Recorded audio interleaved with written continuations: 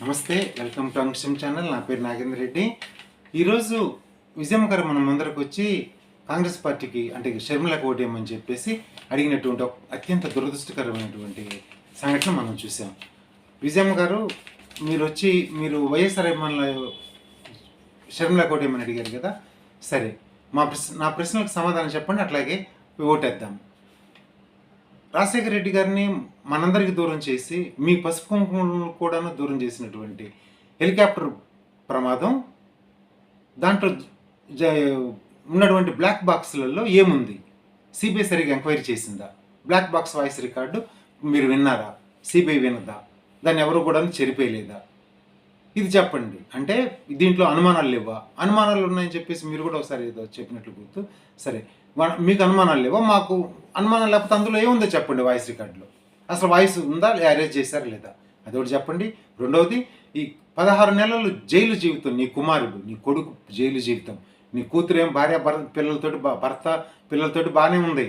నీ కుమారుడు 16 నెలలు భార్యకి పిల్లలకి దూరంగా, కనీసం ఆ ఏజ్ పిల్లలకి, చిన్న పిల్లలు అప్పుడప్పుడే పెరుగుతున్న పిల్లలకి కనీసం ఒక వారానికి ఒకసారి చూసుకోకుండా ఏ తండ్రి ఉండలేడు నాకు తెలిసి. అటువంటిది 16 నెలలు జైలు జీవితం. అది కూడా అది ఎవరు పెట్టారు? నాకు తెలీదు, నేను సిబిఐ ఆయన పేరు పెట్టలేదు, ఆయన సోనియా గాంధీకి తెలియకుండా నీవెంత జరిగిందని చెప్పేసి నంగనాచి కబుర్లు నీ కూతురు చెప్తుంది. ఆమెకి ఈరోజు నువ్వు ఒత్తాసు పలుకుతున్నావు కదమ్మా. మరి సాయి ప్రతాప్ ఆ రోజు వచ్చి ఇంటికి వచ్చి మాట్లాడినప్పుడు ఏం చెప్పాడు సాయి ప్రతాప్?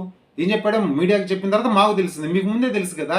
నేను వదిలిపెట్టను, చెల్లి చెప్పు అని చెప్పి సోనియా గాంధీ చెప్పి పంపించలేదా? దాని అర్థమైంది ఇదే కదా. జైలుకి పంపిస్తాననే కదా చెప్పింది. ఇంకా చంపుతానని కూడా చెప్పిందో మనకు తెలీదు. అదే కదా చెప్పింది.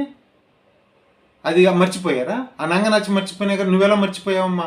వచ్చి మాకు చెప్తున్నావు ఈ 16 నెలలు జైలు జీవితం గురించి మీరు మాట్లాడు. సిబిఐ ఆగస్టులో ఆయన పేరు చేరిస్తే, డిసెంబర్లో వచ్చి సుధాకర్ రెడ్డి గారు వస్తే, ఈ రోజు కూడా అదే ఒళ్ళు వేస్తుంది. పాడిందే పాటరా పచ్చిపల్లదాసుడు అని తెలుగుదేశం పార్టీ వాళ్ళ స్క్రిప్ట్ ఒళ్ళు వేస్తానే ఉంది. సిబిఐ పేరు సుధాకర్ రెడ్డి చేర్చా అంటారు. నీచంగా సానుభూతి లేకపోయింది. ఈ జగన్మోహన్ రెడ్డి గారు తన తండ్రి పేరు తనే చేర్చుకున్నటువంటి నీచమైన ఆరోపణ చేసిన ఈ కూతురు నువ్వు అసలు ఎట్లా కన్నావని మేము బాధపడుతుంటే నువ్వు ఆమెకు ఓటేమని చెప్తావా? ఎట్లా చెప్పగలుగుతావమ్మా నువ్వు? మేము వైఎస్ఆర్కి అభిమానులు మాత్రమే. దేనికి? ఆయన చేసినటువంటి పనులు, ఫీజు రియంబర్స్మెంట్ ద్వారా ఎన్నో కుటుంబాలు అప్పులు పాలవ్వకుండా పిల్లలను చదివించుకొని హాయిగా ఆర్థికంగా తర్వాత వాళ్ళు బాగుపడి కుటుంబాలన్నీ బాగుపడేటువంటి నేపథ్యం, అట్లాగే ఆరోగ్యశ్రీ తోటి బాగుపడేటువంటి ఎన్నో ప్రాణాలు నిలబడ్డటువంటి డబ్బు ఆర్థికంగా గుళ్ళ కాకుండా నిలబడ్డటువంటి కుటుంబాలు, అట్లాగే జలయజ్ఞం ద్వారా ప్రతి పొలానికి కూడా జలసిరులను పారిచ్చి సిరులు పండటం వల్ల ఎంతోమంది అన్నదాతల ప్రాణాలను కాపాడి ఫ్రీ పవరు ప్లస్ జలయజ్ఞం ద్వారా కారణమైన మహానుభావుడికి మేము అభిమానులు. అంతేకాకుండా వ్యక్తిగతంగా ఉన్న పరిచయం ఉన్న వాళ్ళకి నాకు కూడా ఉంది. ఆయన కరస్పర్శ ఎంత వాత్సల్యపూర్వకంగా ఉంటుందో నాకు తెలుసు, మీకు తెలుసు.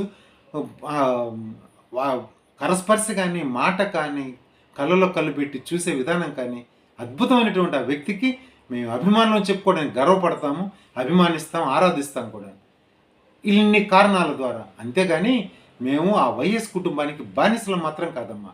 మీరు ఆ నంగనాచి తండ్రి పేరు తనే చేర్చుకున్నాడు అని చెప్పేసి జగన్మోహన్ రెడ్డి మీద నీచమైనటువంటి ఆరోపణ చేసినటువంటి ఆ నీచురాలికి ఓటేమని అడుగుతున్నావమ్మా నువ్వు? ఛీ!